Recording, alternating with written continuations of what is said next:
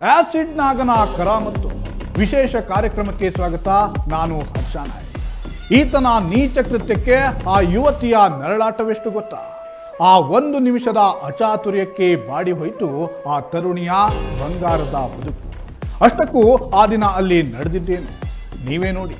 ನಗರದಲ್ಲಿ ಹೆಚ್ಚುತ್ತಿವೆ ಆಸಿಡ್ ಪ್ರಕರಣಗಳು.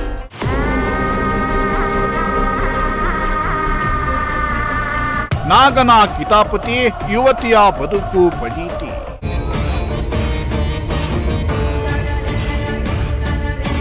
ಈ ಒಂದು ಪ್ರಕರಣಕ್ಕೆ ನಗರವೇ ನಿಶ್ಶಬ್ದ.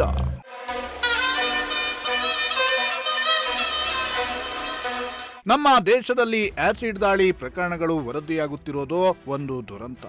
ಅದರಲ್ಲೂ ಕನ್ನಡ ನಾಡಿನಲ್ಲಿ ದಿನೇ ದಿನೇ ಹೆಚ್ಚುತ್ತಿರುವ ಆಸಿಡ್ ಪ್ರಕರಣಗಳು ಜನತೆಯನ್ನ ಚಿಂತೆಗೀಡು ಮಾಡಿವೆ.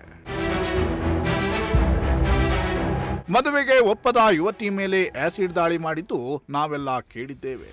ಆ ದಾಳಿಕೋರ ಬೇರೆ ಯಾರೂ ಅಲ್ಲ, ನಟೋರಿಯಸ್ ನಾಗ ಅಲಿಯಾಸ್ ಆಸಿಡ್ ನಾಗ. ಈತನ ಆ ಕೃತ್ಯಕ್ಕೆ ಆ ಯುವತಿಯ ಬದುಕು ಮೂರಾಂಬಟ್ಟೆಯಾಗಿ ಬಿಟ್ಟಿದೆ ಕಣ್ರಿ.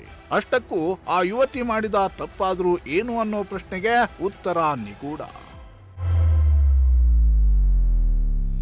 ಡೆಡ್ಲಿ ಡೇಂಜರಸ್ ನಾಗ ಓರ್ವ ಪುಡಿ ರೌಡಿಯಂತೆ ವರ್ತಿಸುತ್ತಿದ್ದ. ಸಂತ್ರಸ್ತೆ ಯುವತಿಯನ್ನ ಪ್ರೀತಿಸುವಂತೆ 7 ವರ್ಷದಿಂದ ಹಿಂದೆ ಬಿದ್ದಿದ್ದ ಆಸಿಡ್ ಕೋರ ನಾಗೇಶ್ ಯುವತಿ ಮೇಲೆ ಆಸಿಡ್ ಎರಚಿದ್ದ. ಅಪರಾಧಿಕ ಮನಸ್ಸು ಸುಮ್ಮನೆ ಇರಲು ಬಿಡೋದಿಲ್ಲ. ಈ ಘಟನೆ ಬಳಿಕ ಕೆರೆಗೆ ಬಿದ್ದು ಆತ್ಮಹತ್ಯೆ ಮಾಡಿಕೊಳ್ಳಲು ಯತ್ನಿಸಿದ್ದ. ಆದರೆ ಮನಸ್ಸು ಒಪ್ಪದೆ ಸನ್ಯಾಸಿಯಾಗಿ ತಿರುವಣ್ಣಾಮಲೈ ಮಠಕ್ಕೆ ಸೇರಿದ್ದ. ಜಾಡು ಹಿಡಿದ ಕಾಕಿ ಕೊನೆಗೆ ರೆಡ್ ಹ್ಯಾಂಡ್ ಆಗಿ ಹಿಡಿಯಲು ಯಶಸ್ವಿಯಾಗಿತ್ತು. ಮೂತ್ರ ವಿಸರ್ಜನೆ ನೆಪ, ಎಸ್ಕೇಪ್ಗೆ ಹಪ.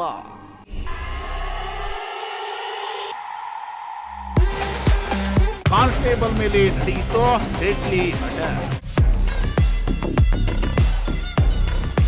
ಬಲಗಾಲು ಸಿಡಿದು ಪೊಲೀಸರ ಗುಂಡು.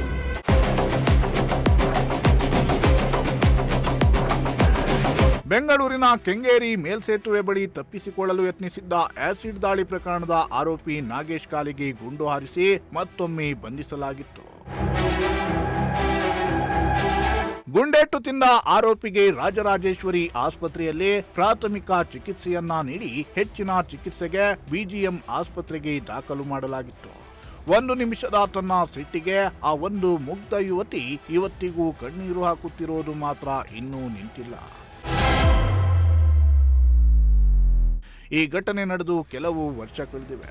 ಆದರೆ ಆಸಿಡ್ ಪ್ರಕರಣಗಳು ವರದಿಯಾದಾಗ ಮೊಟ್ಟ ಮೊದಲ ಬಾರಿಗೆ ನೆನಪಿಗೆ ಬರುವುದೇ ಈ ಪ್ರಕರಣ. ಯಾಕಂದ್ರೆ ಆರೋಪಿ ಎಲ್ಲಿ ಅಡಗಿದರೂ ಛಲಬಿಡದ ಪೊಲೀಸರು ಈತನನ್ನ ಬಂಧಿಸುವಲ್ಲಿ ಹರಸಾಹಸ ಪಟ್ಟಿದ್ರು. ನೋಡಿದ್ರಲ್ಲ ವೀಕ್ಷಕರೇ, ಸೈಕೋ ನಾಗನ ಟ್ರಾವೆಲ್ ಹಿಸ್ಟರಿಯನ್ನ. ಅಪ್ಪಟ ದೈವ ಭಕ್ತನಾಗಿದ್ದ ಆರೋಪಿ ನಾಗೇಶ್ ದೇವಸ್ಥಾನ, ಮಠ, ರೌಂಡ್ಸ್ಗೆ ಹೋಗ್ತಿದ್ದ. ಪ್ರತಿ ಶನಿವಾರ ಆಂಜನೇಯ ಸ್ವಾಮಿ ದೇವಾಲಯಕ್ಕೆ ಹೋಗುವ ರೂಢಿ ಕೂಡ ಈತನಿಗಿತ್ತು. ತಾನು ಮಾಡಿದ ನೀಚ ಕಾರ್ಯಕ್ಕೆ ಆ ಭಗವಂತನೇ ಉತ್ತರ ಕೊಟ್ಟಿದ್ದಾನೆ. ಏನ್ ಮಾಡೋದು? ಉಪ್ಪು ತಿಂದ ಮೇಲೆ ನೀರು ಕುಡಿಯಲೇಬೇಕಲ್ವೇ? ಇದೇ ಇವತ್ತಿನ ವಿಶೇಷ. ನೋಡ್ತಾ ಇರಿ ಪ್ರಜಾಶಕ್ತಿ ಟಿವಿ, ಇದು ನಿಮ್ಮ ಧ್ವನಿ.